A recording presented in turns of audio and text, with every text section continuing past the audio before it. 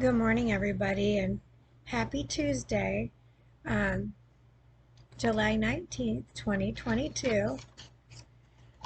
Since I haven't been able to do my morning chit chats, make a breakfast for Hannah Grace because my whole routine has been changed yet again. Um, I'm doing it for my little day bed slash window seat that I constructed out of the furniture in the room. You know, when your full time job outside of spreading His word is your wellness, it's like starting a new job every day. That's the best way I can describe this journey of ridding my body of the poisons that I didn't sign up for. No means no. So, how would you like to wake up every day and have a huge wrench in your day? And my wrench is my ongoing health hiccups. You know, the day that you have planned out, I can't plan my days out. I can't plan anything. I can't tell you the countless events or invitations that I've accepted and then had to decline because of my ongoing health hiccups. I mean, since October till now, I haven't done a whole lot. And people were like, "You went golfing?" Well, thank the Lord I did go golfing when I did. I've gone once, and I couldn't remember the last time I had golfed. When I did golf, I think that was February. I wasn't as weak. I was actually feeling like my strength was coming back. I was feeling like I'm finally getting out of this.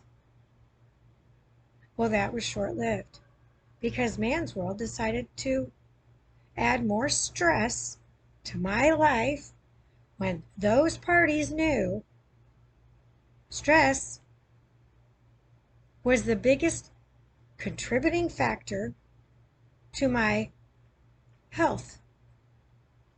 I mean, I was told that on April 15th of 2019 by my ER doctors that were at the edge of my bed with my cousin's wife, Karen, sitting in there listening to the whole thing. Are you done yet? Taking my cell phone and my computers away. It's amazing how these items don't cause me stress because of the way I'm limiting the contact from the outside world with me. If I start to see something that I feel a speck of stress, I'm done with it. I have no energy to waste on it because my energy is in short supply these days. I watched a Billy Graham um, video this morning, and I'll share it in my comments, how you can overcome temptations.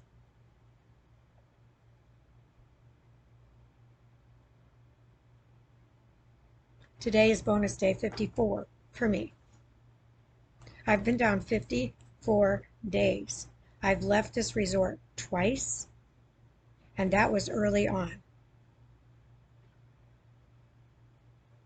When I went down, and of course it's video recorded at Bonefish Storage, that was my precursor of things to come. And I always get a warning anytime something new crops up, but I didn't get any warning for that one.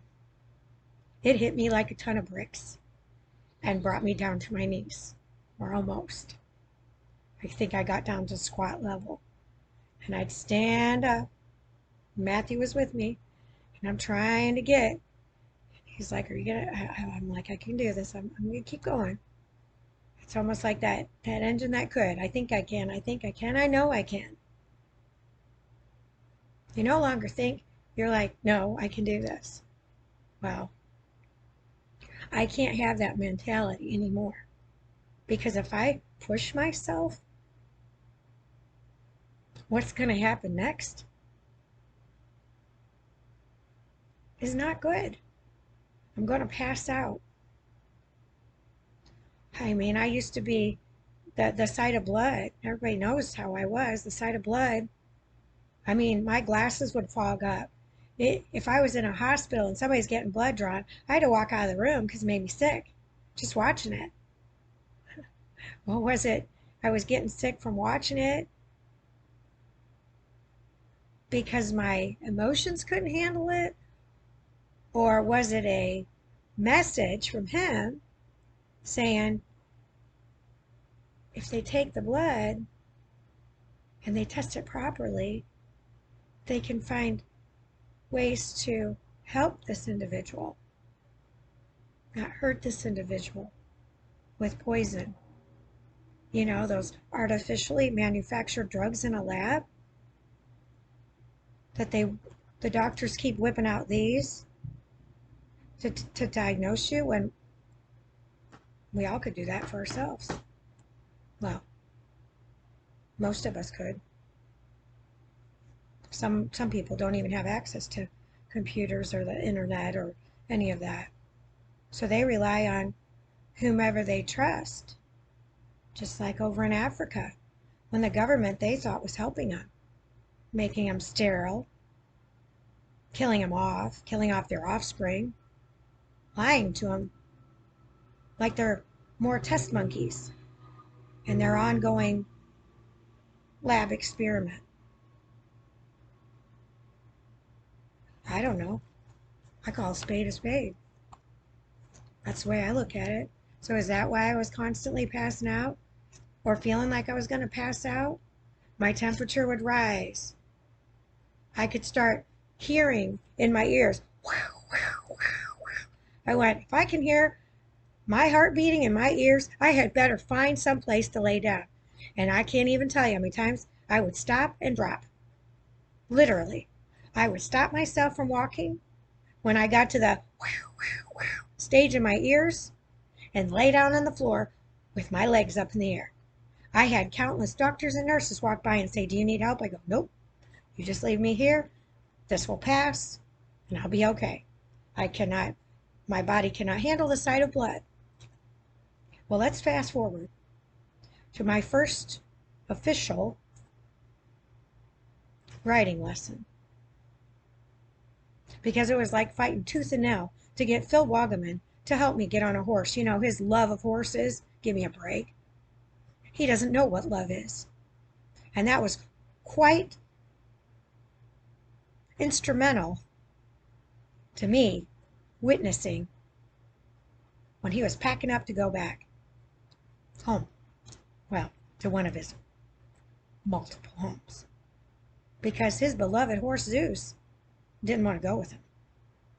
He would rather stay here in an arena that needs a lot of help in TLC, and I wish I could help him. I mean, that's the one thing I really want to do is help them. Because I saw a need. So I did, despite my health things. Not recently, by no means. But I did go over there. In fact, I helped clean up the stalls that the horses were in that he took with him.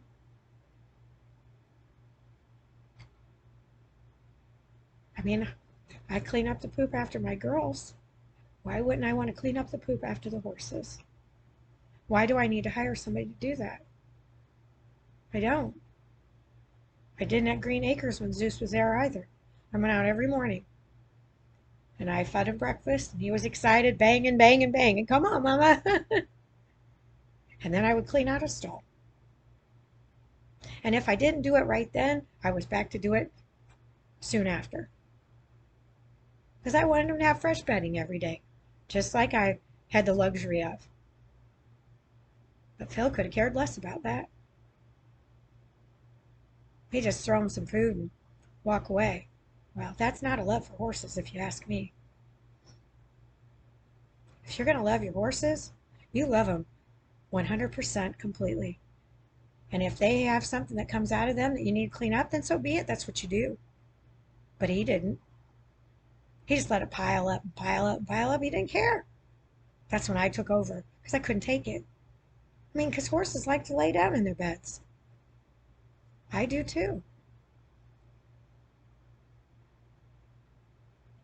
You know, when you really look at life in a different light and your emotional state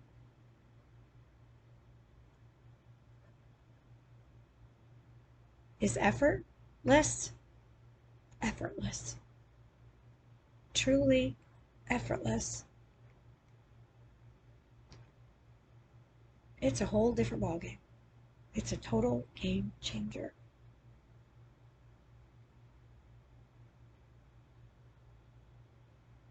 I thought, well, you're just a big fat liar. You keep telling me you love horses, your beloved horses, but that's your code.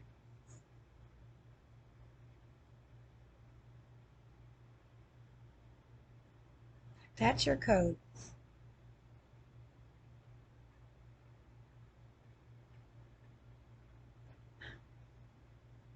for turning to your wicked ways. You used your horses as a crutch, as an excuse to flee. They knew that. I saw it, Zeus, when he goes, come on. And he's like this, looking at me like, aren't you going to protect me? I wish I could have. I wanted him to stay here with me. When you bond with a horse, it's a game changer. And I remember being on horses when I was a kid and had a bad experience, but I still loved them. I've always loved animals, and they've always been drawn to me, and so have children, because they know what the truth is. They know I'm all about the truth. And I said, you know, what's so great about children is they have no filter because they don't know about the filters in adulthood. They have to be taught by those who are around them. Well, they tried to teach me their wicked ways. I didn't conform to that because I've always told the truth. And a lot of times I've kept my mouth and just watched it all evolve. Well, those days are long over. And the more truth I speak, the more people run and hide. Well, I'm sorry if the truth is hurting you. All you got to do is turn to Him and surrender and start living your life with obedience. Yeah, you may have a mom and dad. He trumps them all.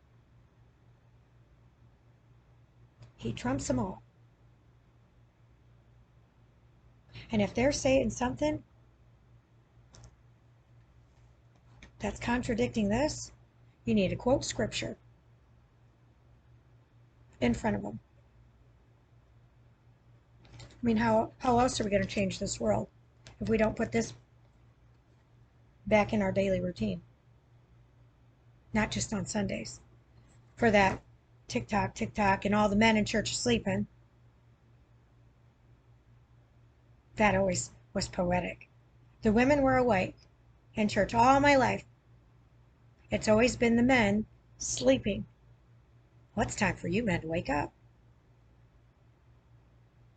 Because the women of the world are going to show you how to do this. And despite my ongoing health, I'm fighting tooth and nail to spread love and justice in this world. Children always tell the truth, and they always say what they feel and see with no filter. None. And I love that about children because I'm like, oh, they just called you out on that. Love that. You can shower them gifts all day long. It's not going to make them a good person inside. And I saw that with Phil Woggeman's. A couple of his children. A couple of them aren't like that. Lanny has a heart of gold. He had some demon sea slave too. We all do. We all have had our doubt, our stints in life where we haven't been obedient. And if you're still not being obedient,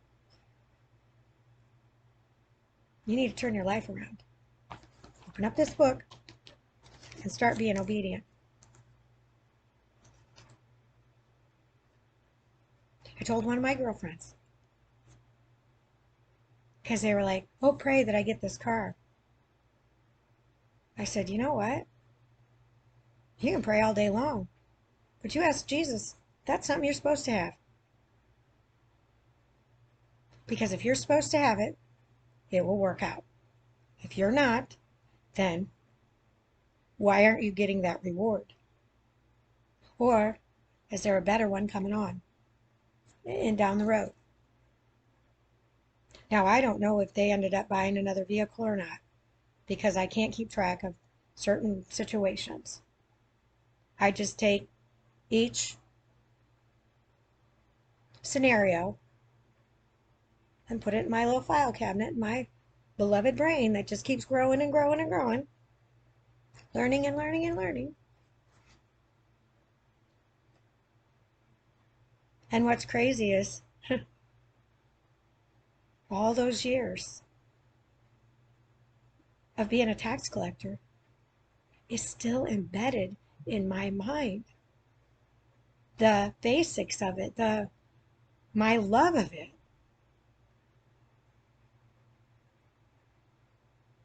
When you have a profession that you love,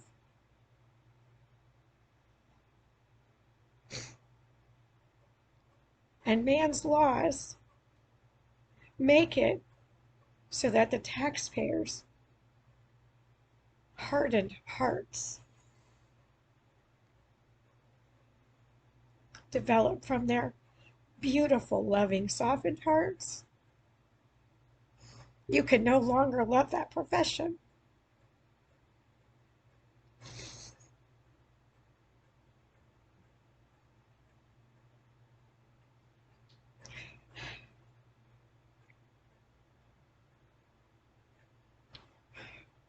I did what I did,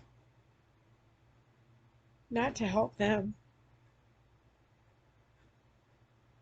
I did it to help my clients minimize their tax consequences.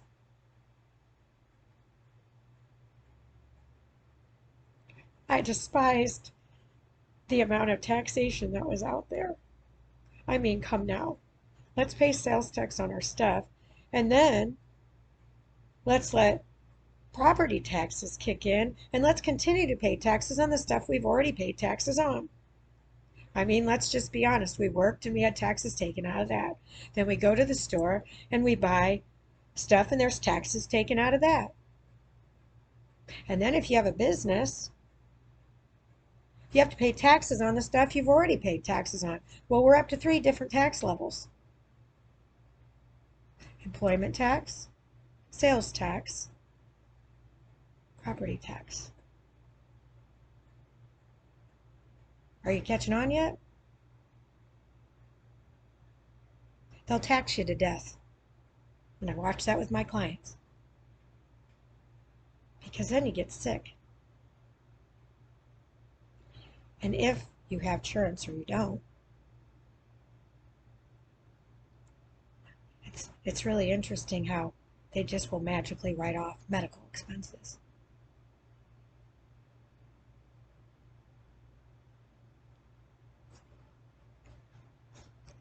And then the pharmaceuticals.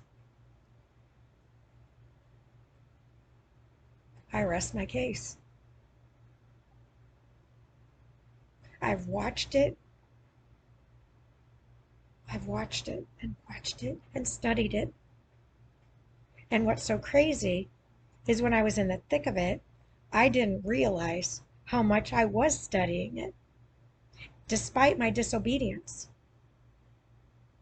I was learning, I just wasn't applying what I was learning to the fullest. Now, with my clients, absolutely. I looked at everything possible. I worked with my clients. I wasn't an H&R Block where you came in and they just plunked it into their system and then got commissions paid on that from whatever they charged single moms, families of just a married couple. And it's funny. Before I was a tax collector, I went to H&R Block. Oh boy, did I watch them. Watched them like a hawk. And they'll put in that tax return whatever you tell them. And then you pay extra for that peace of mind insurance. There's another tax. Really, peace of mind? Well, I've seen your peace of mind in your tax returns that I've amended. Really? So those clients that did get your peace of mind insurance can go back and collect on you. I always loved that. That was poetic justice. I didn't share that the other night in the pool with the gentleman that worked at H&R Block. He was a very nice gentleman. And I could tell he had a heart. And he didn't stay in the profession long. I think he said only 10 years. It wasn't 20.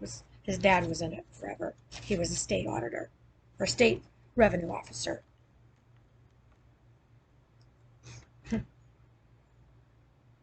He was a big guy. He was the guy that could completely take everything away from you. But he had a heart of gold too. Because he said, here's what you can do. Now, the revenue officer that I hooked up with from the South Bend office, Brock Zeeb, that guy was a firecracker. That's why him and I hit it off immediately. We both saw the greater good. He had a heart. And he helped taxpayers. When taxpayers truly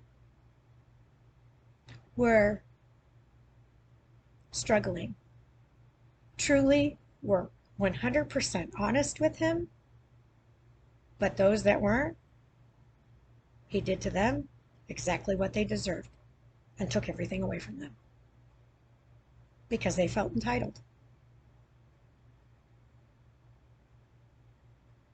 The stories he told me were unbelievable. And what was so poetic justice for me on my end was I'd go to tax school and talk to my colleagues about it and was asked, how do we get that gig?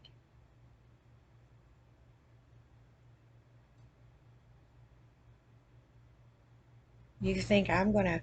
No. You get that gig by your actions and your behavior. And my actions and behavior spoke louder than words. And then when he saw the tax returns that I was preparing, he was like, what's your workload like? Could you do some more of these? And then I get another auditor that comes in and informs me what he did was illegal. Well, you got to know the rules in order to break them intelligently. He found a source that were honest documents from an individual that didn't need to have the CPA license. Yeah, that's what I found out after I believe I took the exam 7 times and said, what the heck is this measuring? Because I had a CPA in my office that didn't know what she was doing. You can memorize all day long. That doesn't mean you could do it.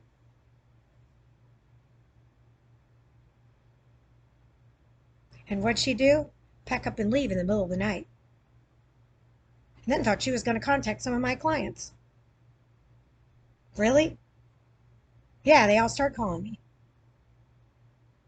What's going on with you and Monica? I said, really? Let me tell you what she did. Yeah, well, she don't need to be calling me anymore. I said, we'll make it crystal clear.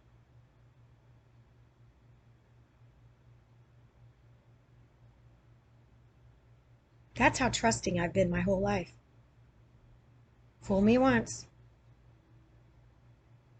but you won't fool me twice. And it's crazy when they say love is blind. Truly it is. Because I was blind when I fell in love with Phil Wagaman until I could see.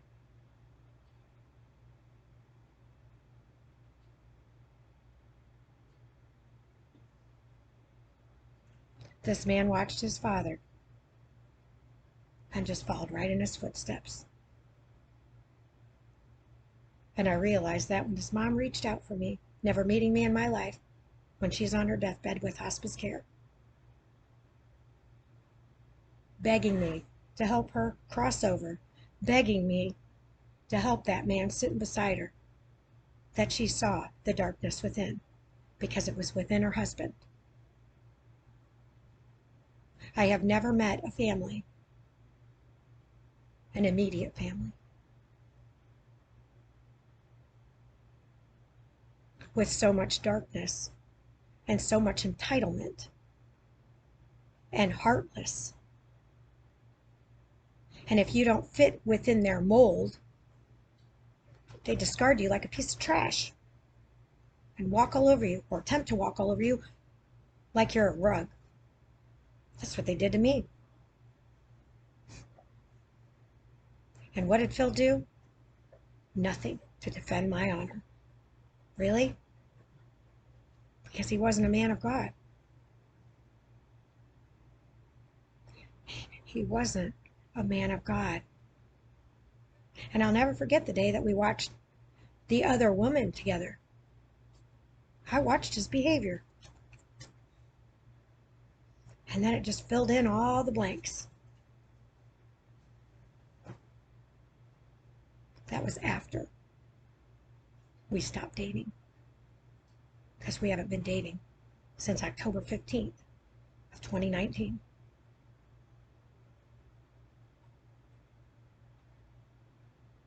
He called no one. The night that I told him, after I was as low as I possibly could, on mind-altering drugs, mind you, and that's all it takes with those mind-altering drugs, is one. That's now that I can go back and study myself as a patient and look at what those mind-altering drugs did to my mindset. As low as I was, and as much as I always loved life, it completely rerouted my brain to the dark side. It was almost like I had a snap of reality for about 2 seconds, and then it was gone. And the darkness sucked me in. Because this coward, over the phone, not through video chat, I don't want to be in a relationship with you anymore. Because he saw another filly. And I said to him, well, you know what? When you wake up tomorrow and I'm not here, you'll have to live with that decision for the rest of your life. Because I will be dead. Click. He called no one. Not one person. Now, this is a man that was in law enforcement, was a paramedic, and a business owner, and a family man. All those roles were just dress up. Because not once did any of those oaths that he took kick in the night that I said that. He didn't call anyone to come check on me because he didn't care. You want to talk about a selfish individual? His picture should be by the definition, because he doesn't know what it's like to be loving and kind and faithful. Dressing up like a groom does not make you a loving and faithful husband. She is blind, but she cannot see. She is another victim on your destructive path of your wicked, evil, sinful ways.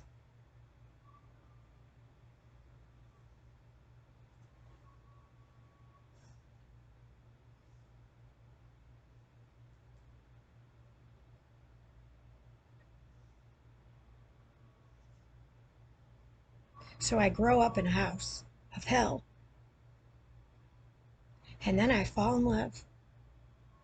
And of course, I wasn't being obedient, playing house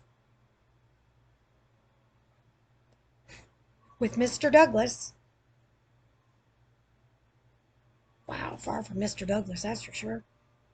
Although Mr. Douglas was an attorney in Green Acres, and he was an honest one. He wasn't a crook. That's why I loved Green Acres.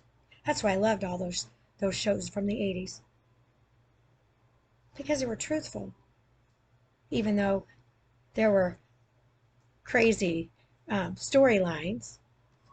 I mean, it was crazy. All those people that would come visit the island, and all of a sudden they disappear, but everybody's still left on the island. Really? What the frick? Nobody sends any help? But we still watched it. We still enjoyed it. Because good, clean fun. Just like I Love Lucy. They were sleeping in separate beds. Now, oh, heck with that. We're all in the same bed, shacking up, whoring around, showing skin, showing women's boobs. Really? Because guess what? They don't care about us women. It's all about the men. The king of the jungle movement. I mean, how many penises have you seen in movies, women? Not very many. You saw a glimpse in Sex and the City, and kind of could see in Magic Mike movies because they barely had anything on. There's not very many movies where you see a man's penis. But boy, they flaunt our breasts all over the place. That's not of God. That's that damn devil that has poisoned the environment around us.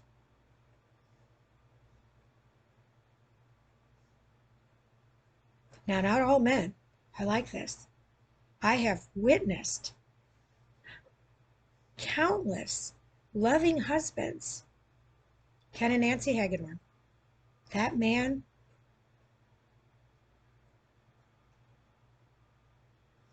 was like my father. I looked up to him. I watched him. I studied him.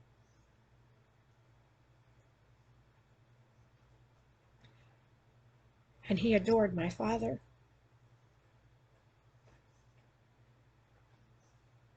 That was beyond an incredible seal of honor. And what was said about my mother? Exactly who she is. And the only people that really talked to me about my mother, truthfully, were the ones that were close to me. My girlfriend Kimmy Sue, from the get-go, did not like how my mother just talked to me. And she told me, that's true friendship. Because when I met her husband for the first time and was at her house, it pissed me off. I wanted to knock him out.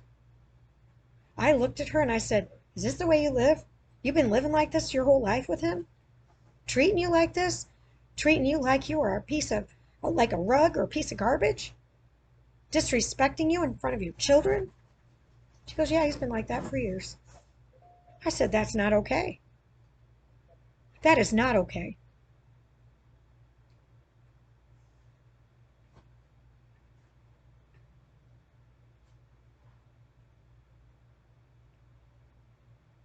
Marriage is not something you take lightly. Never has been. I'll never forget saying my vows. They meant something to me. I felt them in my soul. My husband didn't, I don't believe. Looking back, if you're not trying on your tux before the wedding, what message is that supposed to be sending me? A message I didn't listen to. I never should have married him. By him not trying on his tux, should have rang red flags left and right, and I should have called off the wedding because it wasn't important to him. And his excuse was, well, they measured me. Really? Well, you went to proms before, and I'm sure your mom said try on the tux, or she probably made sure you tried on your tux. Make sure it fit.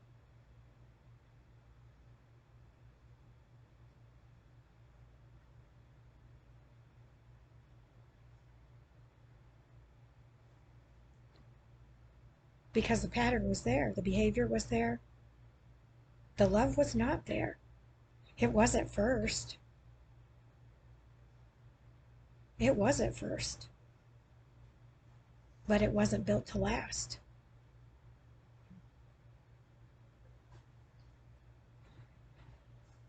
It's when you can view your life in a different light and not look at it as look at all these mistakes I made. No. Look at these choices I made. And I may not have been obedient with my choices, but I guarantee every choice I made, I learned from it. Just like if I found that I made an error in something that I did. I mean, we're all human. I mean, in all the years I was in my practice, never once did I transfer, do a payroll transfer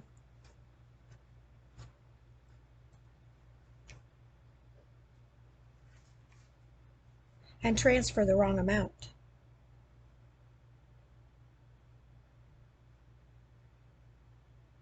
I will never forget that day.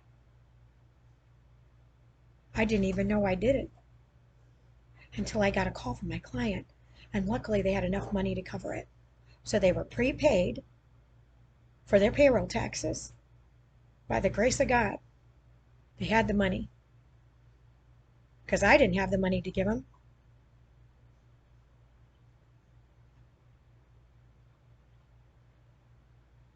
You can't even imagine what that did to me.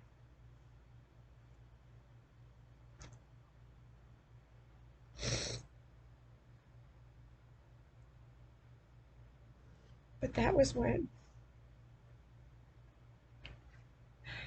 it was after my father had passed away, and I was constantly sick again because I was back in a house of hell.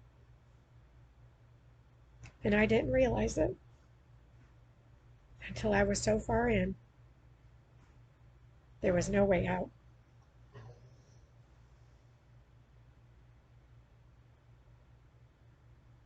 And I could see what Man's World was doing to the taxpayers. And I was trying to figure out how I could stop it. It's like, how can I stop it when I'm working 7 days a week?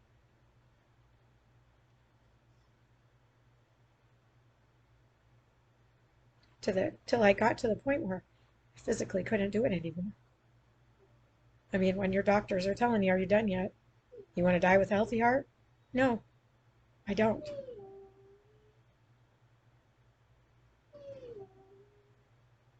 I have a heart of gold, and I've always shared it with the world. I've shared it with strangers. I've invited strangers into my home. I have followed this book. I just missed the obedience part until moving to the Florida Keys. So despite my ongoing peaks and valleys in my life, that I don't hiccups, because it certainly sounds a lot better when you look at it as a hiccup than a conflict or a wrong choice. Let's emphasize all the derogatory and darkened terminology. Oh, some people may say conflict resolution sounds great. Or are they just saying it because they don't fully understand what they're saying? Conflict is not a positive word to use, but a hiccup puts light on a darkened situation. Think about that with your kids when they're misbehaving. Okay, come on, reel it in. We need to have a hiccup session. You know, when you approach it with a positive outlook, it will yield positive results. Because then your children and whomever else you're trying to reel in and have a hiccup session with, they're a lot more receptive than you going in the attack mode. And what killed me is my entire life. Well, you don't know, Natalie. You never had kids. Well, you know what? I don't have to have kids to understand this book and what this book says. You want me to tell you about your children? I'm telling you all about them. How do you know?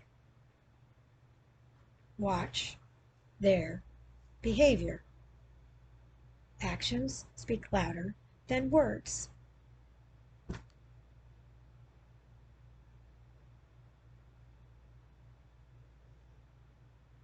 Actions speak louder than words. 5 golden rings.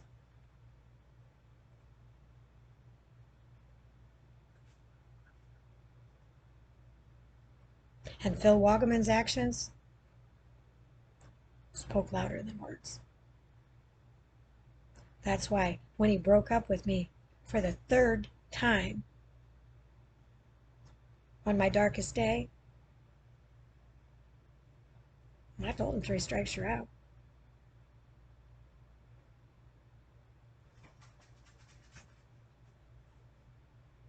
You called no one. After you promised my father on his dying deathbed, I've got our girl.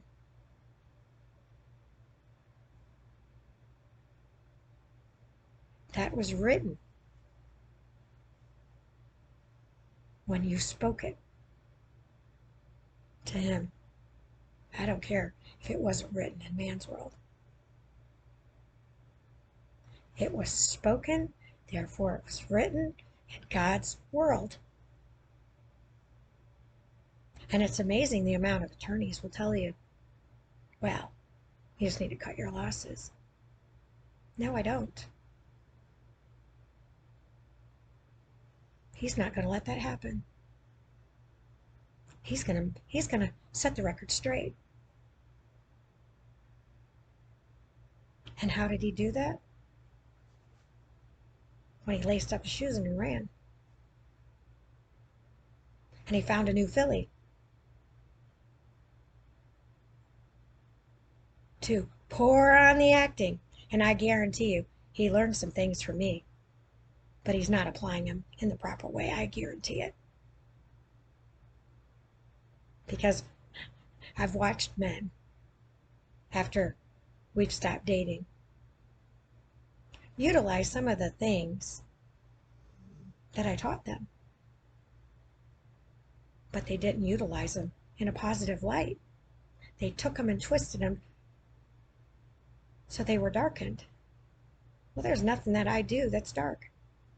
There's never been anything I've done that was dark, except for my sinning Let me tell you about a little bit about that.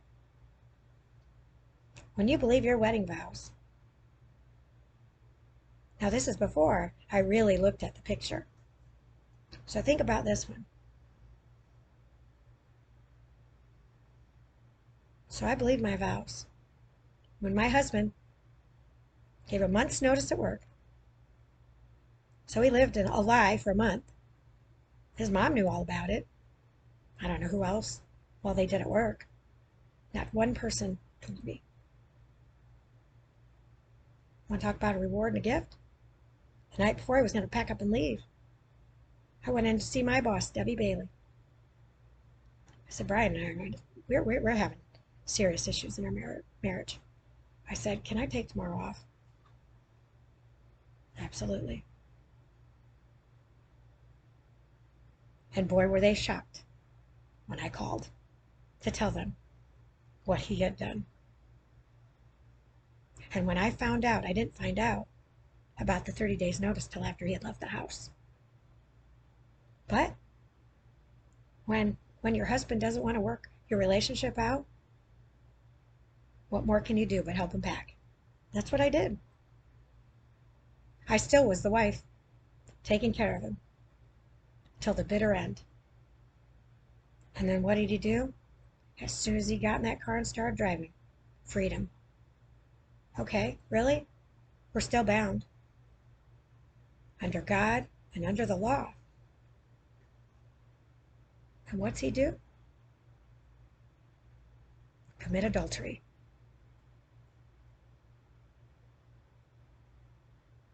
So when I went in to see an attorney, I scared the daylights out of the guy. Literally scared the death out of the guy. I mean, he was still alive, but he told me when actually Scott Hagedorn was with me when we flew back to Tampa for the final paperwork, because it had to be displayed, and you know, all the BS attached to the laws.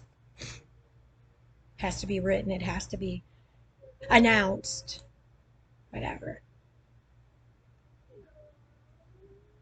And he said to me, and he was honest to me, he said, wow, this guy is good for you. And he was. Scott was loving and kind. Always was when we were in high school, too. And I saw it because I saw his parents. When I met his parents, I saw how wonderful he was. He had a heart of gold, just like me. And he would do anything for me. And I would do anything for him. So this attorney sitting there looked right at me and said, you scared me. And I knew I had to take your case. I don't know what it was about you, but I knew I had to take your case because you hated men. I said, it wasn't that I hated men. He goes, well, that's the impression I got. I said, well, it's up to you. I said, but I didn't hate men. I was just beside myself that something that I was 100% committed to meant nothing to my husband. That he thought it was disposable. Why? Because he came from a divorced household.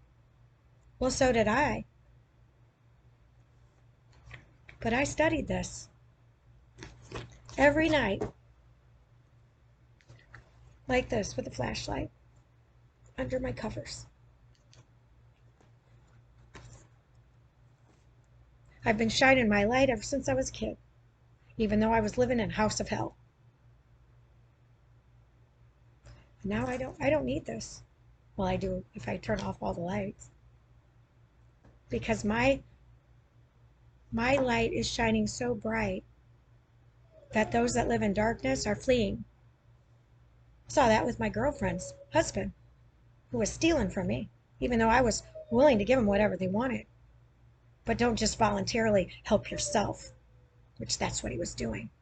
Now when I caught him red-handed, all of a sudden, he was no longer sifting through my things to steal them. but she wants to keep defending him. I gave her my entire kitchen with the hopes of me going over there and cooking, which has never happened. Because every time I went over there after that, I caught him in stealing. I said, "Oh, I'm glad you saw those. But from now on, anything else you want to take out of this house, you need to run it by me first." Oh, we got videos of the countless things he was taking. My angel wings are somewhere floating around. They're supposed to be in my storage, but they've magically disappeared. I asked for one of my rockers for my room. Crickets. Because those I asked her to keep at her house, if she would do that for me. Because I didn't know if I could bring them here, but I would have loved to have had them here. Nothing. Crickets. Canned foods that I canned myself that I couldn't have with me, plus I didn't have any means to cook them. I asked her to hold for me.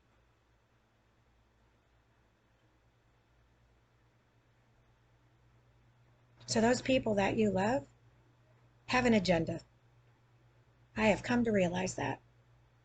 And then they're going to protect their own, despite them not taking off their blindfolds to what they're living with. He's got a good heart, but he's got some demons in him.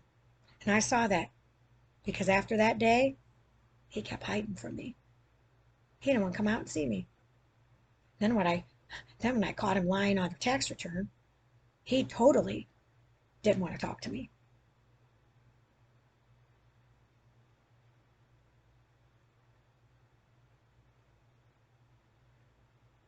Now I could report them to the IRS for filing fraudulent tax returns for years.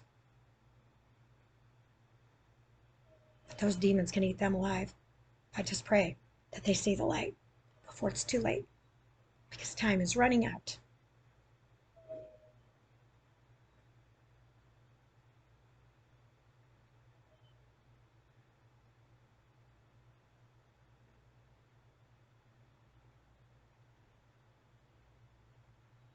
She truly was like a mom to me.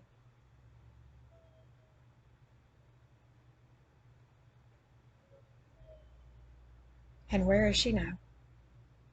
Struggling for her life because she trusted science and taking those boosters because her doctor told her to. She worked in radiology for years. She trusted science, and she still trusts in it.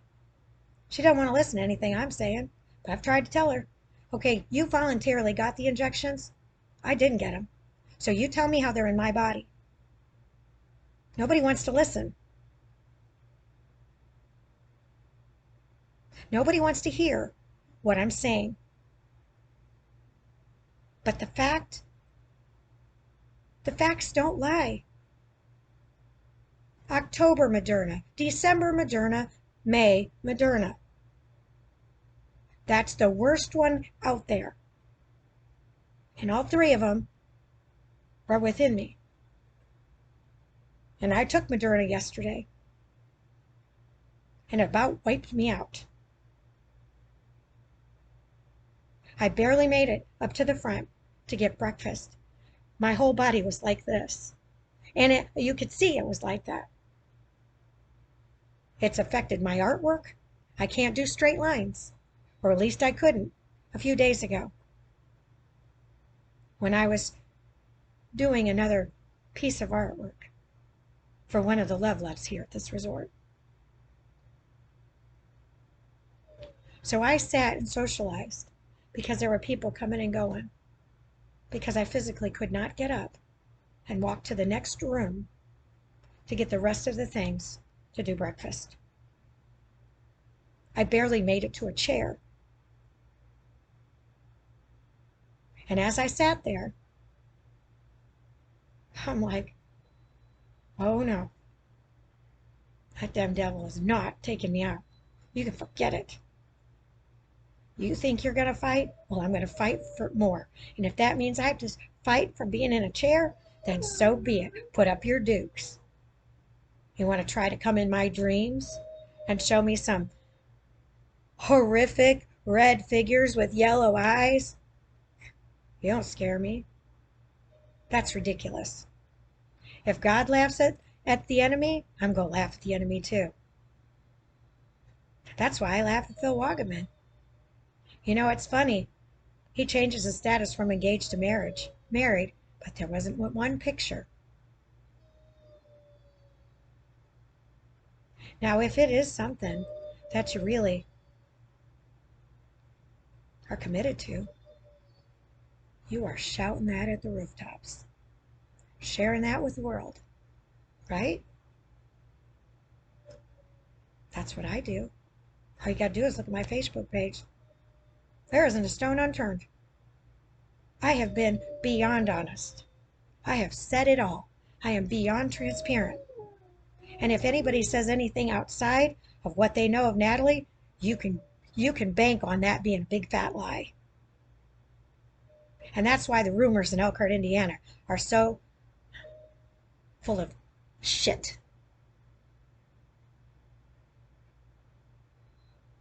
They have destroyed people's lives. It's not okay. It's not okay. You better look long and hard in the mirror at yourself. Those of you that keep spreading rumors about people that are untrue. Trust me, I had people telling me about them left and right. And it's funny when you create two fictitious stories with an individual, and within, I don't know, 30 minutes, I get phone calls from people. You know, that person that you can tell anything to, that doesn't tell anybody because they're tight-lipped, but everybody just keeps praising her and cheering her on. That'd be Kathy Kegel. She's a piece of work. And I may have been a drinker. But that woman that I trusted with my life as a sister and my bestie was a deceiver. And what she said to my face was not what she did behind my back. It's funny. I called her before I left Indiana. I even showed up at her work. She told me the day I ended our relationship, the door's always open. What a lie. Liar, liar, pants on fire.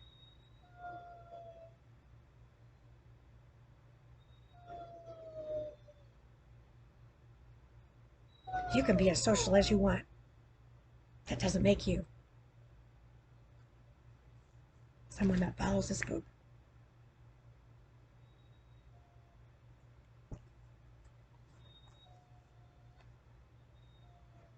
He knows. And what would he do? Justice. This is my way of justice. Because in man's world, you don't get justice for that. Because it has to be in writing to get justice. Not with me. Because I go right for the heart. Because that's who I am. I want to dig the love. I want to find the truth in those parties and dig it out of them. I finally was getting there with Phil Wagaman. He was finally seeing the light. Whoa. But that damn devil, you know, those voices in your head that are constantly getting you to do something, and you know you shouldn't be doing it, but you do it anyway, and then you feel guilty about what you did. Well, that man doesn't feel guilty about anything he's done.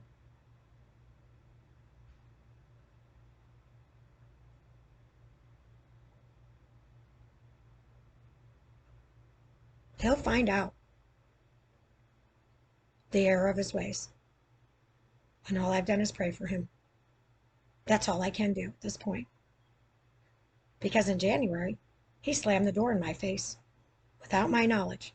Then he closed a bank account without my knowledge. And I hadn't been working, nor could I work. I mean, look at me. 54 days down. And you don't think that all that stuff that I had to go through cut me off on money when I tried to get disability, but I don't fit their criteria. But if I lie, then I'll get it. Just like people right now, they can lie and quote scriptures to obtain employment. That's not okay. No one should be using this to lie. No one. And if you're doing that, shame on you. And you better drop to your knees and start repenting and become obedient to what is in this book, to him.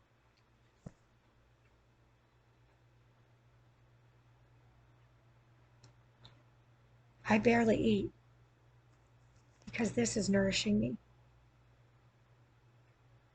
It is nourishing my Holy Spirit that's within me. And despite what's going on with my earthly body, my soul is being fed daily by this word. So you that can't quit smoking or continue to eat piles of food that aren't feeding your soul, but keep quoting scriptures and thanking God left and right, you need to come out of the darkness and see the light.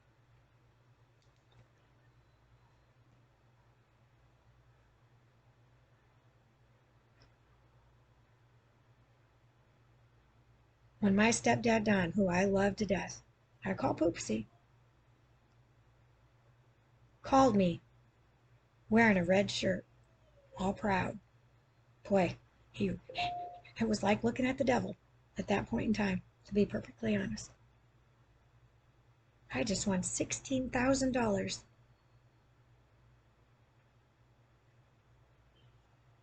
At the boat. And I paid everything off.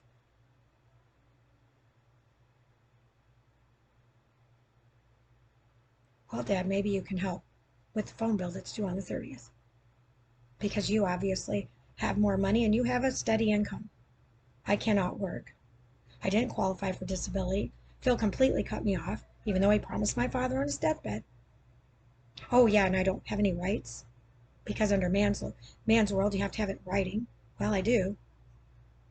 There's that.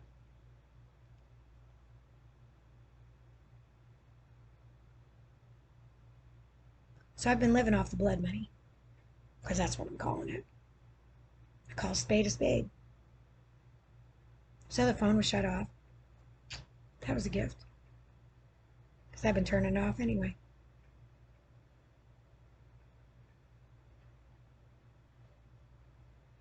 There's a phone in this room. That's as quiet as a church. There's been one person that's called me here. And that was the day that I took her, was able to take her to the water. And then I struggled to get back. I kept holding onto a tree and squatting down and trying to collect myself. And I mean, immediately, are you okay? Do you need any help?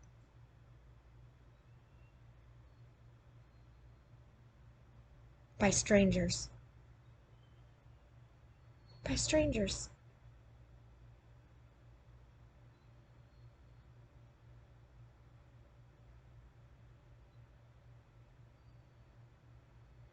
When you look at your life in a different light,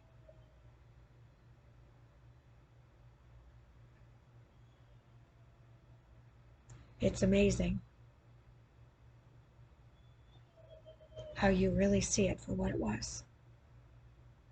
And other people can tell you when you're in the thick of it, their own personal Thoughts?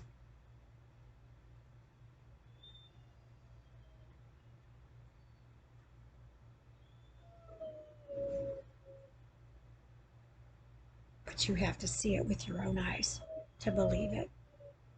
And that's why I know it's hard for people to believe about Jesus or about God. How can one, well, you have to believe what was written. I believe it. I have my whole life ever since I was little because this was the only thing that I knew was going to help me in life. And I kept going back to it every single time. I just missed the part of obedience. I've fallen asleep with this in my lap. I can't even tell you how many times now. I feel guilty if I don't read multiple chapters in it because I'm trying to catch up and go ahead in my reading. And it's kind of crazy that one of the groups that I follow, Dana Coverton, I think what it is, he's been in Deuteronomy, and I'm about to, I can't remember where I'm at, but I'm,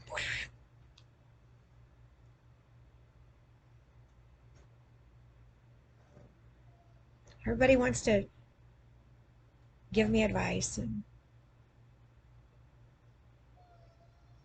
come on, baby,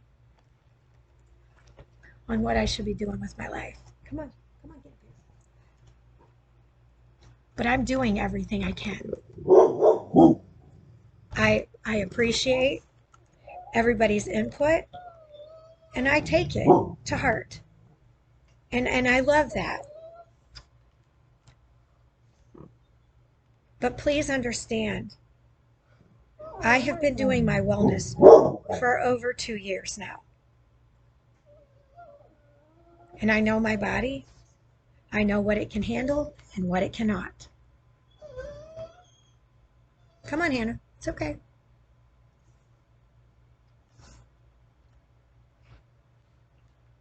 So please understand that the reason why I'm sharing my health is because it's less stressful to share it in the public side than to constantly tell the story over and over and over. I can't do it anymore. The stress of it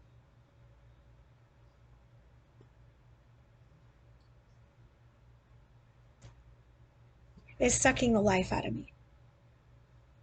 So by sharing it either in video form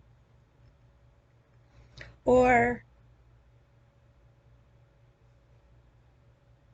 in print, I have found is a much more effective way to share my life. Now I have my tribe that's very near and dear to my heart. And we will periodically check in with each other. But those of you that are hearing rumors about me, you need to silence them. That's the Christian thing to do. You need to call them out when they're BS. Natalie has not gone crazy. Unless following Jesus is crazy, then so be it. But I am the same person I was. The only difference is I'm obedient and I'm not sinning. And I don't need alcohol to shut my brain off or to have a good time. Never needed it before to have a good time. I needed it to shut my brain off. And it didn't do that either.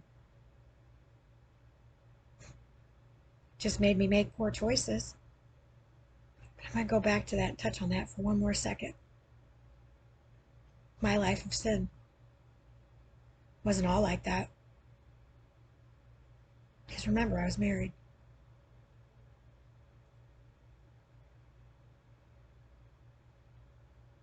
When you realize the extent of man's world, and you could walk into a bar, it was like a smorgasbord for me. That's how I felt. Isn't that what men did when they walked into bars? Thought it was a smorgasbord of women? Well, I was accused by Phil Nimzig. Well, you're acting just like a man does. I said, what's wrong with that? What, it's okay for a man to look at women like we're a piece of meat, and it's not okay for us women to look at men like a piece of meat? Where's the double standards here? I call that BS. And then I was ridiculed for what I did. Picking up men in bars. Blah, blah, blah. Well, you know what? It's my life to lead the way I wanted it to. Did I squawk at your life? No. Did I say anything about your choices? No. So who gave you the right to speak about my choices? Why, because you're jealous that I could do that and you couldn't? It wasn't like they were quoting scriptures out of this book.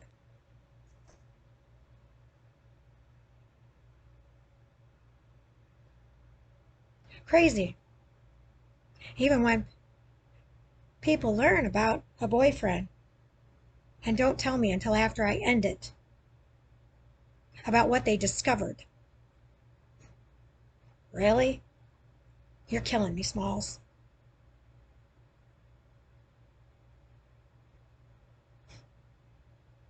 Phil Woggeman said I was the smartest person he ever met.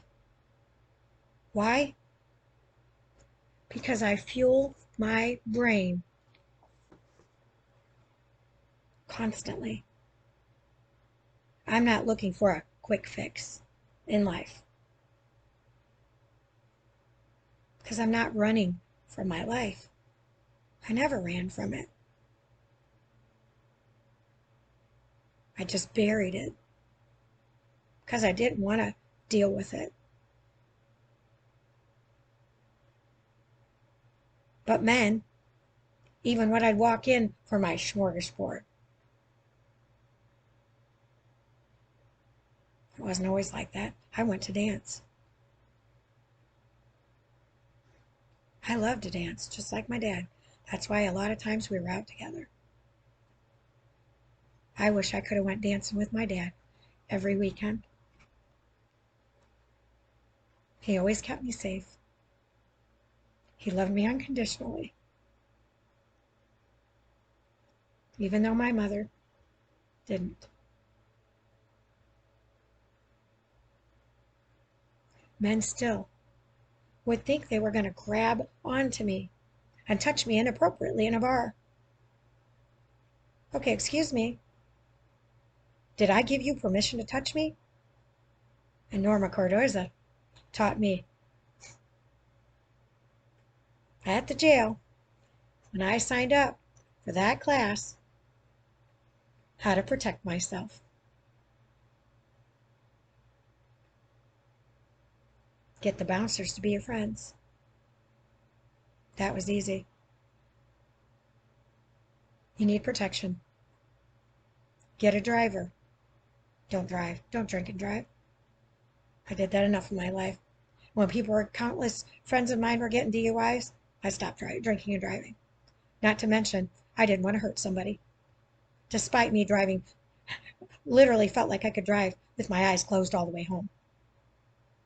Because I never veered very far from home. Cabman Troy was like my dad. He never judged me. He just loved me unconditionally. And I love him with my whole heart. I left a purse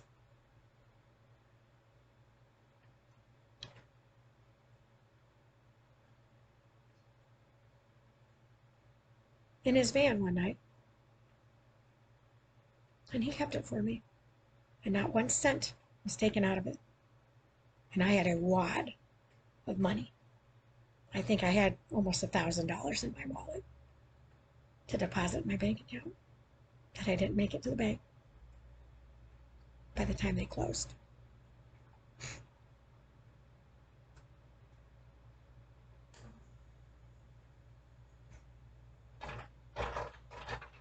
There are a lot of honest and good men out in this world. And they're just doing what they can to support their families.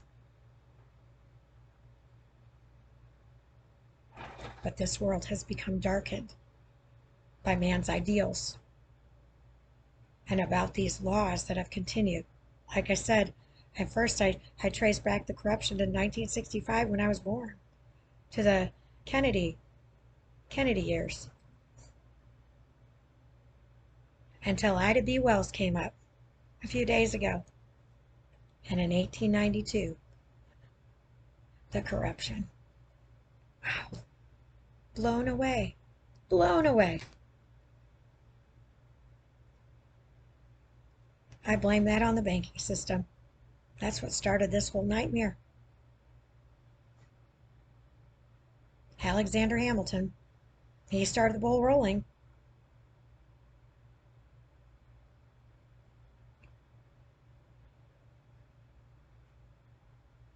So all you that keep pointing fingers at me,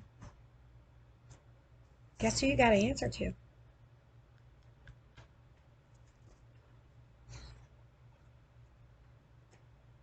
That's poetic justice in my life. Because I am not following man's world. I could care less about it. You want to see who's going to rule the roost soon? Farmers. Farmers are going to come to the top of the food chain because everybody's going to need what they have. Because people are going to wake up and realize when you look at the back of a label, pure life water, purified water, less than 0.5% of calcium chloride, sodium bicarbonate, and magnesium sulfate. You know, I can add these to my water if I want them. But frankly, I just like purified water. And there are plenty of them out there. So what do I do when I drink this? Bless this in the name of the Father, Son, and the Holy Spirit every time I put it in my body.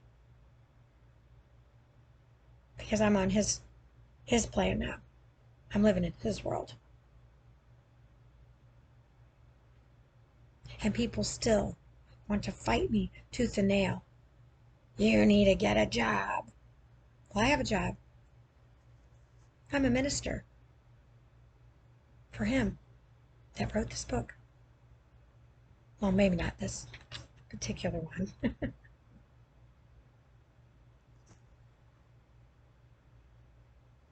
That is in this book.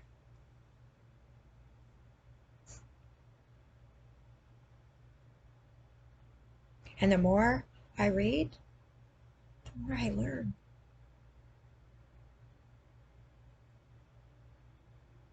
So despite what man's poisonings from that tyrant regime is doing to my body, or those poisons that my mom was putting in my body to kill me off, she just kept looking. Why haven't I killed it? Well, she couldn't execute it because she didn't have the balls. Well, when you go through what I did when I was married, and your husband who threw in the towel for the marriage but didn't have the balls to sign the divorce papers, you get a one signature divorce, you have a different outlook on man's world.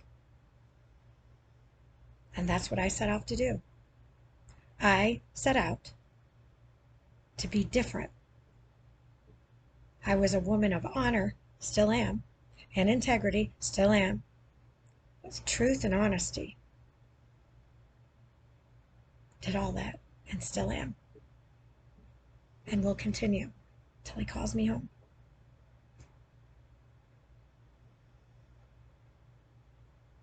Can't wait to be an angel in his army. I am here on earth. Why else am I still here? I've been down since February of 2020. And I've had peaks and valleys, but I've had a lot more valleys than peaks. And I've got my paper trail. My medical records alone is enough to prove that what they've been feeding you is a pack of lies for years. 1892, Free Press burned it to the ground for her honesty. White men burned it to the ground while she was gone. And she lived in fear because she carried a gun. Well, I had a gun. I don't need a gun when I have this. He's my tool of a neighbor. All I did is sing the Bible song over and over till he walked away from me. He could keep yelling, and I just kept saying, the Bible, yes, that's the book for me. Tried to do one last dig before I left that house, too. Chopped down all those beautiful trees. Landlords didn't care. All they were looking for was the money. And I need to print out for the owners of that house all the stuff that I filed for the courts on all the issues that were with that house to make sure that that was disclosed at the time that they purchased the house. Because I gave it to the realtor as well. She goes, oh, disclosure for the people buying the house? I said, absolutely. So I hope to God that she followed through. And she did. Give them that. Talk about a can of worms. They all said, well, it's over with. No, it's not. I haven't even gotten started.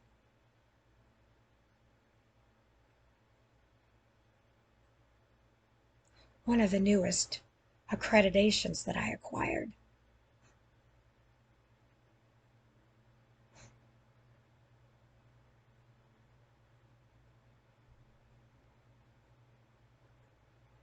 that will be released in my obituary.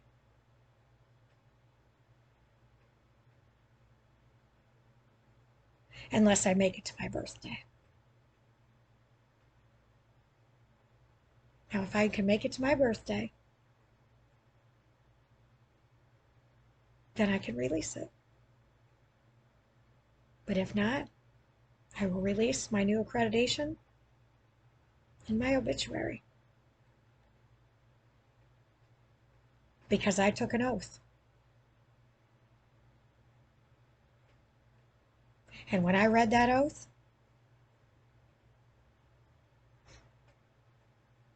just like any other oath, that CPA exam,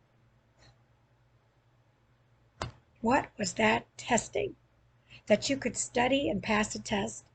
Whoopie ding dong. What was separating me from that CPA with the IRS? Well, you can't represent them before the IRS if you aren't a CPA or an enrolled agent.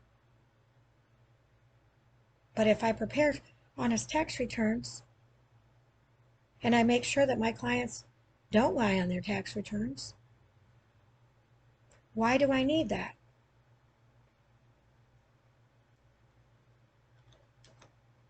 Light bulb. I don't.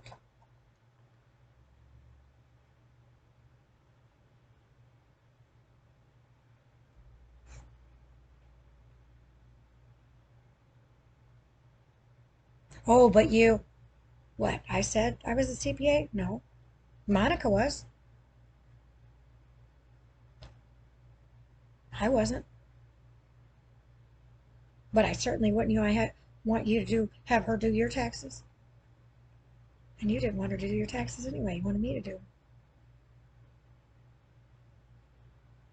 Can't say this client's name, but if they watch this video, they'll know.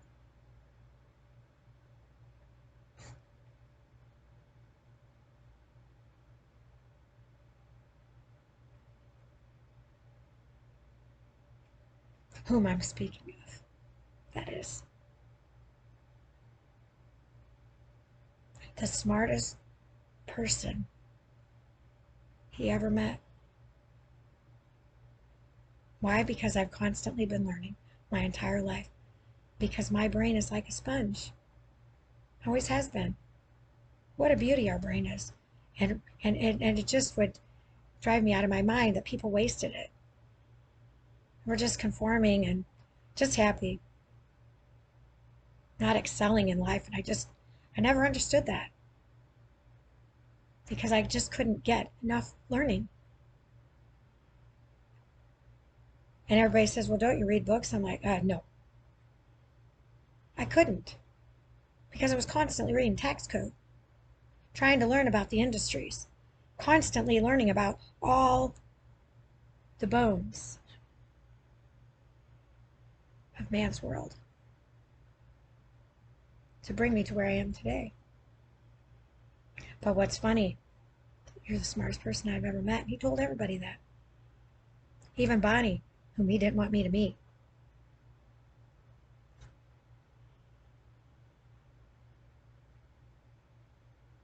It's amazing why he didn't want me to meet her. Because he didn't want me to know the truth about him.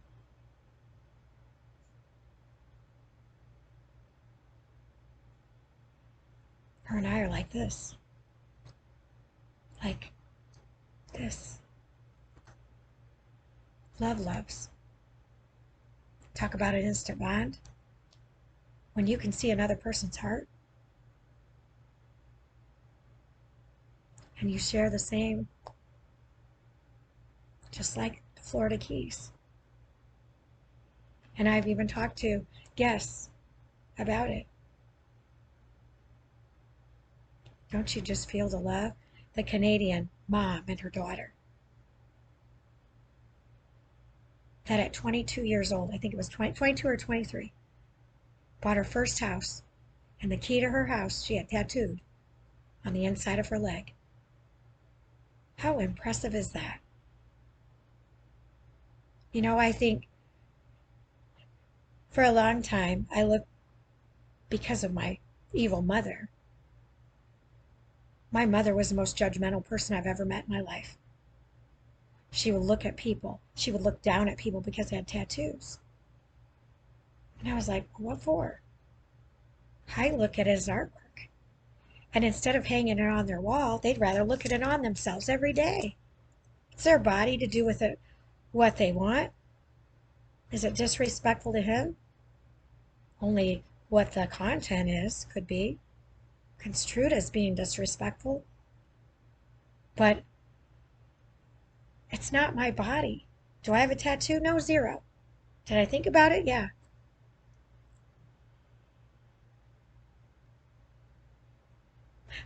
Deanna Devaney always wanted a pair of lips on her tail end so people could kiss her tail end. I love that. Not sure she ever did that, but it cracked me up when she told me that years ago. Yeah, I remember that. But Andy, she's got them and she wears them with honor and she loves them. And I love that. And Chelsea Bone Break from Yakida and Jenny Jen that used to work at Steered.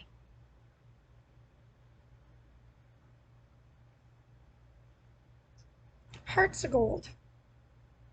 You gotta look past the outer shell to see their hearts. And then you understand why the tattoos. My little Coast Guard that lived next door to me at La Casa Tesoro de Celia, aka Heaven's Treasure. Hence the name Heaven's Treasure Ministry. Kyle had a pretty dark tattoo on the inside of his arm. I talked to him about it. because I was like his older sister and he was like my brother when he moved in. Never met anybody like me before. And I said, "Can you tell me about this tattoo? It's pretty dark." He said, "It reminds me of where I'm never going to go again." Bingo. Got it loud and clear. Now, that's not the case with all people and the darkness that they're putting on their body. They are drawn to it, and I just pray for them. That's all we can do. But for him to get that put on his arm as a reminder of a place he's never going to go again, that's progress. And he kept saying,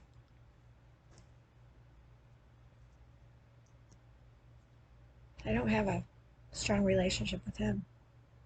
I said, "You will. One day it'll happen. You just have to be willing to surrender and become obedient. But you've got your reminder on your arm.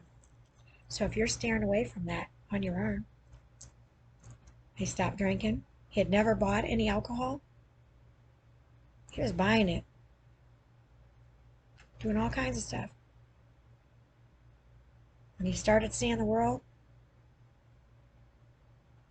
similar to like I was, he's like, "I'm not letting that control my life. I'm going to go to school. I'm going to do this. I want to do this." So to think that my mother would judge people based on their appearance, their handicaps, she laughed at them. I mean, she's in the medical profession. That's not okay.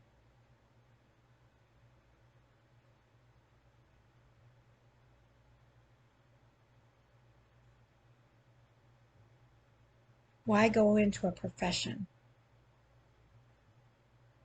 that you're going to judge and ridicule? And then use it for evil and not for good? I'll never understand that because I don't have that mindset. Just like those two fictitious stories that I made up to catch a liar, catch a thief of my precious private, because I do have private stuff that I keep near and dear to my heart, despite what people think, despite my transparency. I do still have a lot of private things. I can tell stories all day long about things that my clients went through, but there's no name attached to it. It was funny how I put pictures on the binders of the industry that a client was in without having their name. And how clients would sit there and say, "Oh, well, you must have a client of it."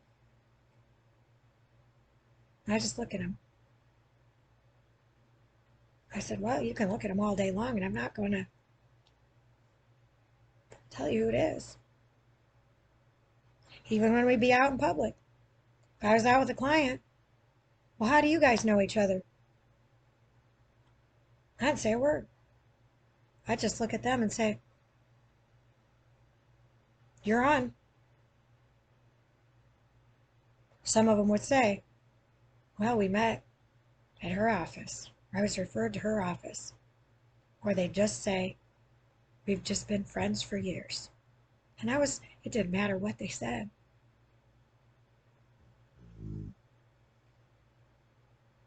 But I had to have them take the floor because I took an oath of confidentiality.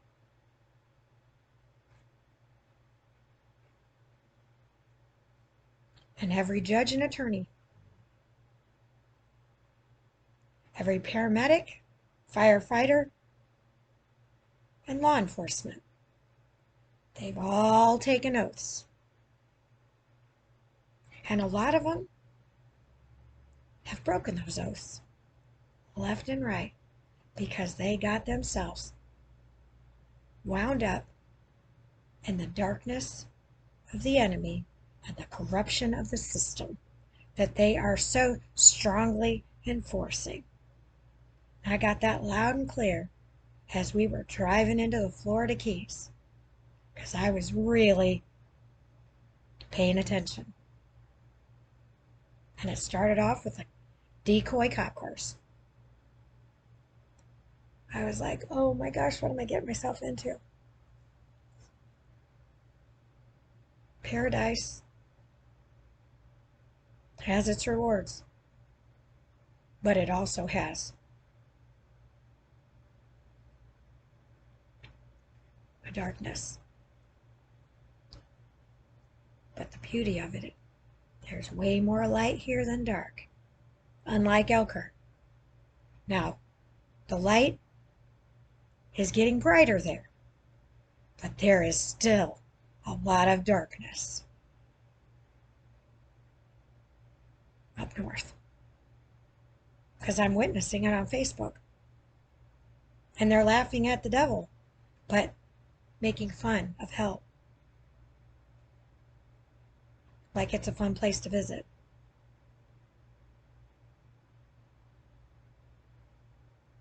Well, if you think that, all I can do is pray for you, because there's nothing funny about what's going to go on in hell. And if your choices are heaven and hell, you better think long and hard about laughing about that.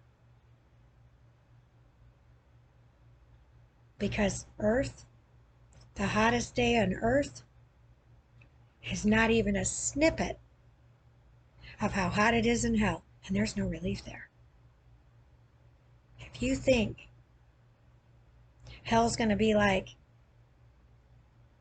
that movie with,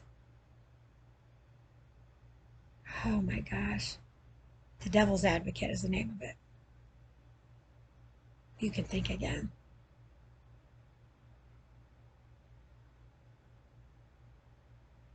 They can glamorize hell all they want, but hell's not a place you want to visit.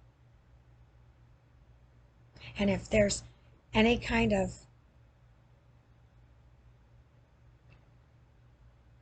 inclination of what it's supposed to look like, or I've seen visions too now, and I only need a little bit.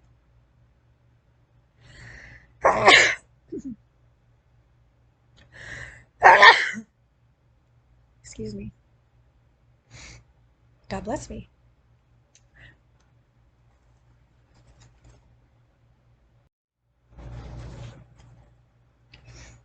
So every day I keep trying to make a difference.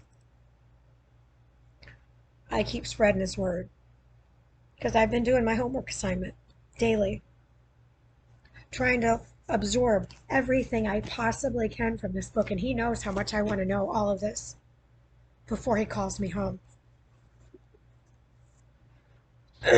But yesterday was a rough day on me. I was down, and I slept most of the day.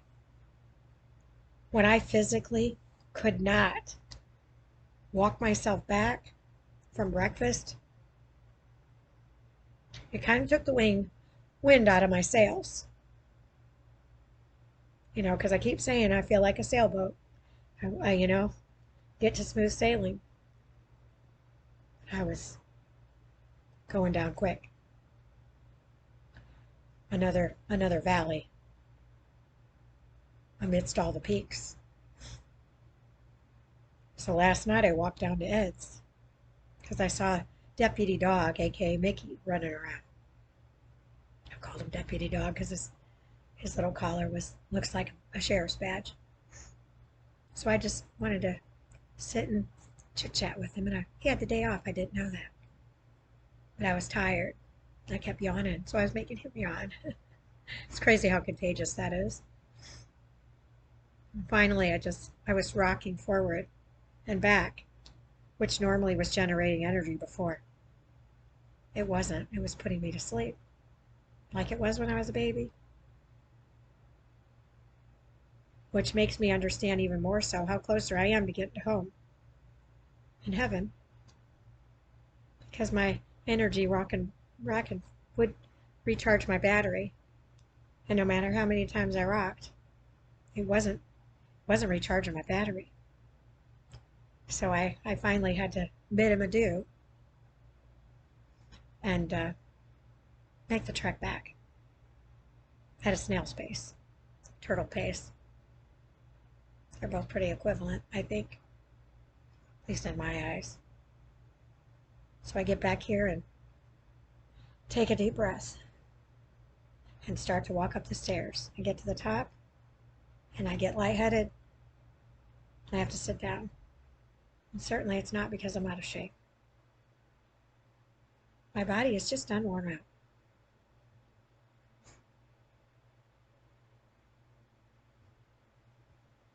When my dad was passing away, Daddy's got a broken down wagon.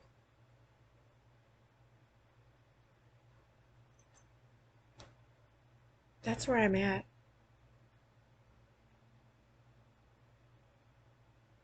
He's got the final say. So maybe if the humans of this world, can turn from their wicked ways, I'll stay longer. That's what I've been trying to do. Once I became incapacitated, I thought, what else can I do if I can't physically work? Green Acres was a lot of work. But I needed the therapy. I needed to get down to nature. I needed the grounding.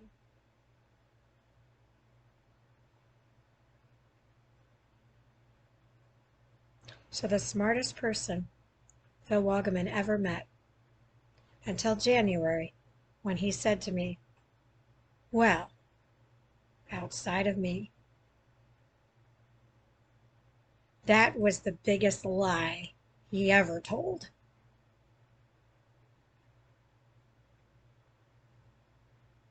So what happened after that, now looking back, should not have surprised me. Because he thought he was gonna outsmart me.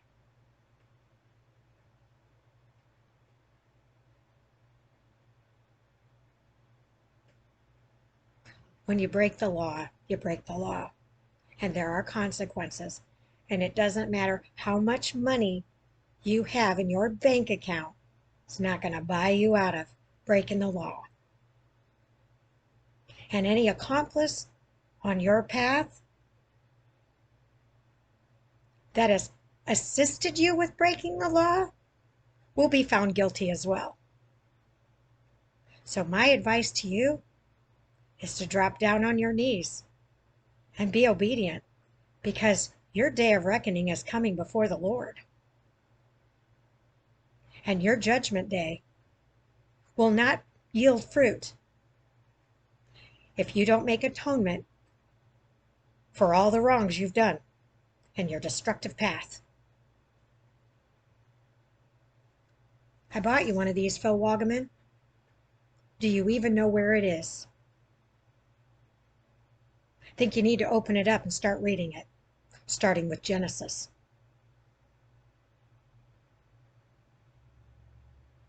If you can read novels,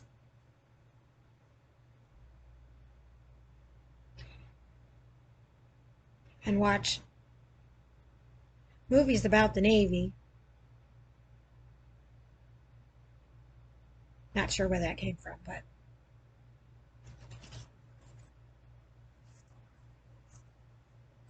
you got time to study and learn this book and become a better man.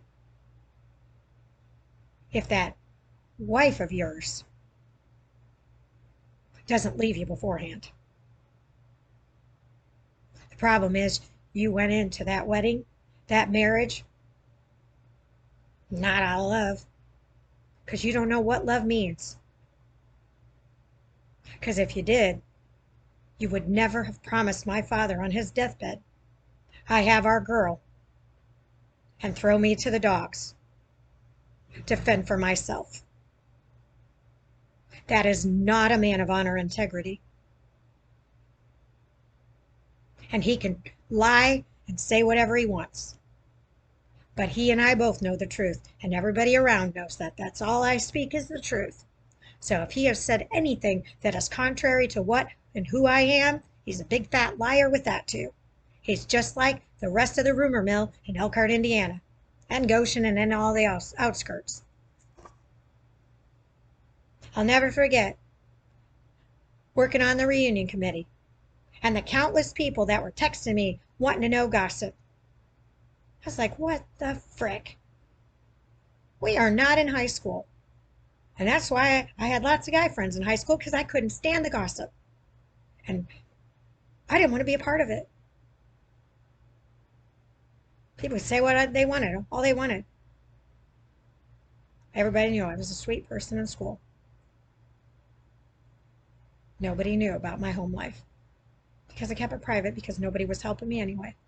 So why tell anyone? I tried to get help. Nobody was going to help me, so I might as well just grin and bear it, because eventually I'm going to graduate from high school and move myself out of that house. And my mom cut me off too in college. My grandmother took me to Southwestern. I decided to, I wasn't ready to go to school yet. IU. I was going to be roommates with Julie Miles at IU. We'd already talked about it. I wasn't ready to go. So I decided to go Southwestern and live at home. Imagine that. Extend the hell. Because even though it was hell, I still felt had a sense of safety. But I wanted to experience the college life. So my first semester, I had all A's and B. And what does my mom say? Oh, well, you have something to work for the next semester then. What? So then the next semester comes. I get a call from the bursar's office. I have to go in there. We're not paying for it. How are you going to pay for this? I said, well, my mom, no, she's not paying for it anymore. I said, excuse me? No, she's completely cut you off. I said, okay, what can we do to make this work? Fine. What do we have to do? And they moved heaven and earth so that I could continue my education with my mother. Cut me off, just like Phil Waterman. They're two peas in a pod. I told him that a while ago, too.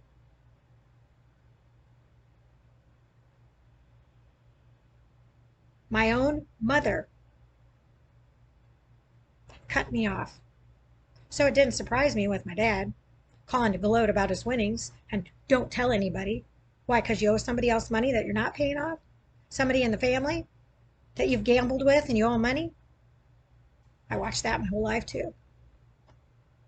I love my dad, but I don't love that demon that lives within him that wants him to gamble all the time.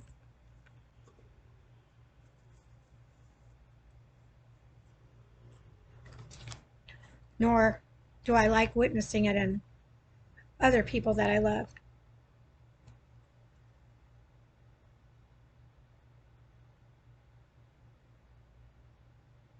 I love my mom and I love my sister, but I don't love the demons that reside in both of them.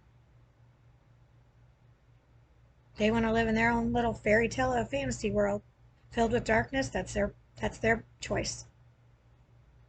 I can only pray that they come and see the light for the errors of their wicked ways, constant wicked ways. I mean, for crying out loud, I'm going to get the family back together in May, and my sister says, well, you're not going to bring up the past now, are you? Why, are you afraid of the past? Because I'm not. I've faced all my demons. I've slayed them right out of my body.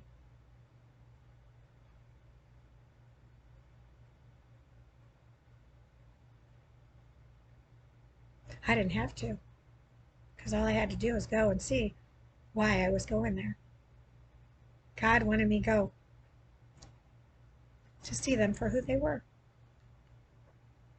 I thought it was to bring the family back together.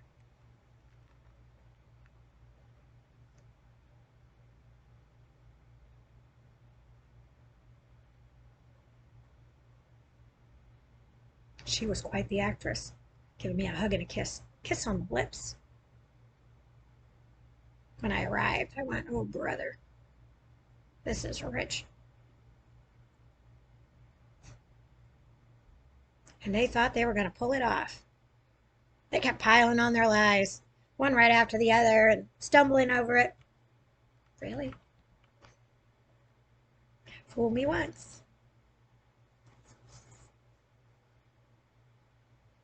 People can say I'm not the same person I was. But deep down, I am. I've just now become more obedient to him. And instead of talking about taxes constantly and sinning constantly by bringing men home for one night stands, or I had, we had mutual agreements. I had some mutual agreements in between, just as a pleasure thing, more of the devil, more of that demon.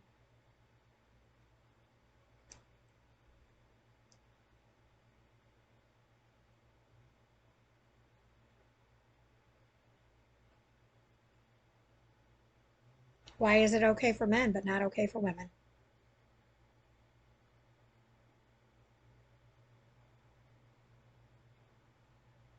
Frankly, it's not okay for either to sin. It's unreal how at peace I've been ever since I have been obedient. It's been so much fun. I can't even see straight.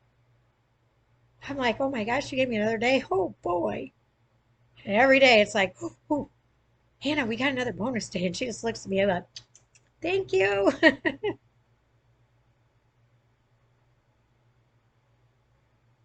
So I'm going to end with some upbeat things. And I'm sure I'm going to be winded on some other topics and whatnot.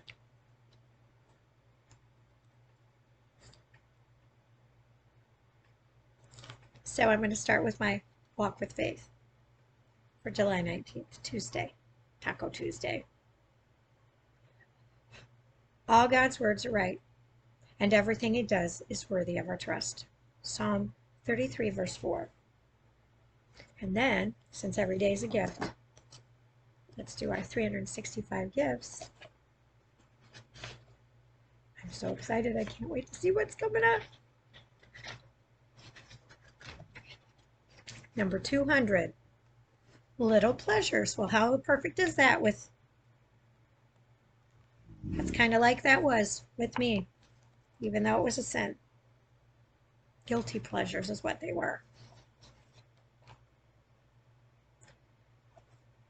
You make known to me the path of life. In your presence there is fullness of joy. Yeah, that's something else I have every day. If people think they're going to steal my joy, they're going to get a mouthful out of me.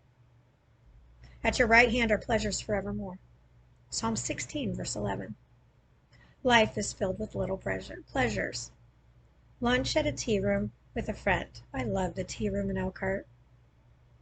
I'll never forget when I went with my grandparents for the first time. And they said, eat dessert first because you never have room.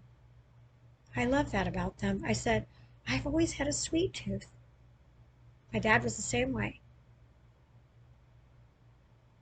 So they'd go pick out their dessert, so I went with them. I was like, okay, sounds good to me, Grandma and Grandpa. I love this. You got to enjoy life. And I have abundantly enjoyed my life, despite my disobedience. Playing with a friend's new puppy. Oh yeah, and Julene, your two little puppies are darling. Holding your infant grandchild for the first time. And I never was about kids. And then I'll never forget, in church, at Trinity, I saw myself changing. And I was looking at babies in a different light. Like, what if? I would have kept mine. Instead of had mine aborted.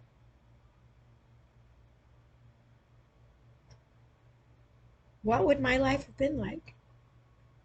But I couldn't risk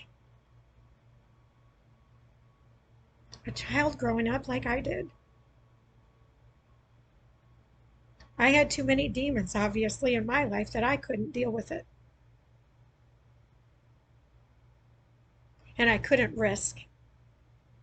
I just couldn't risk it. I never wanted children after living with my mother. Never.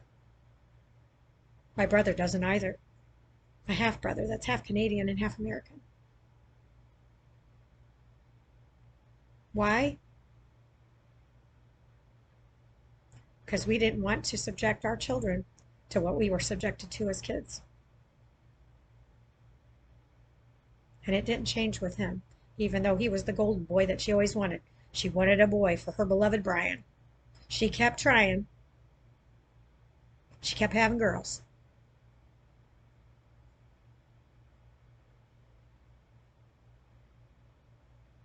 Then she finally got her boy. That was supposed to make the world all right, right? Didn't change her. Still living her wicked ways, evil, darkened, lying. Fishing with Dad. Picnics with the cousins. Floating in a raft down the river. Watching a funny movie with a friend. These little pleasures all add up to one terrific life. And you love those moments, even the ones that whiz by at the speed of light. They are a gift. In fact, you love them so much that you've taken to planning them for others. To bring a smile to a neighbor's face, you leave a little gift at her front door. For the family in need, you provide gift cards for a meal out. Everywhere you go, you're making sure others have the little pleasures you enjoy. And it feels mighty good. Little pleasures are a gift that keep on giving. Father, I love those little special moments. They mean so much to me. Show me how to give away little pleasures to those I love. May they all be blessed as I've been blessed. In the name of the Father, the Son, and the Holy Spirit. Amen. Peppermint Patty, I pray for you. I'm sorry that you believed in science and you've taken all those poison vaccines. I didn't. And I would have thought, by me testing positive, you could clearly see why you don't take another one. And you're continuing to put more poison in your body by taking more cancer treatments that your doctor is telling you to take.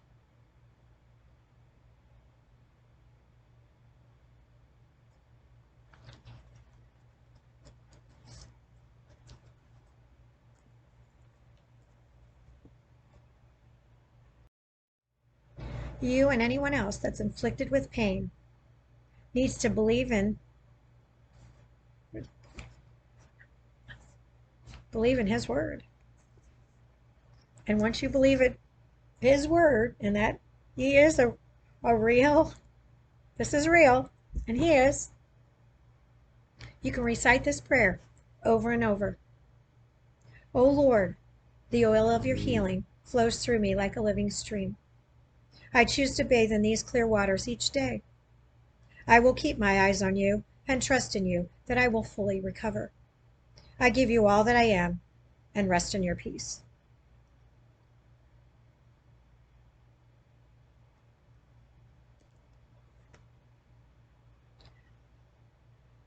This has been my longest upload. Lord only knows how long it's going to take to upload. But I'm using technology for the greater good, not for the evil it was designed around. I'm going to shine my light wherever I can. And if that means I can shine it all over the globe through using the internet, then so be it. Bring it on. Because I have no problem sitting here all day long.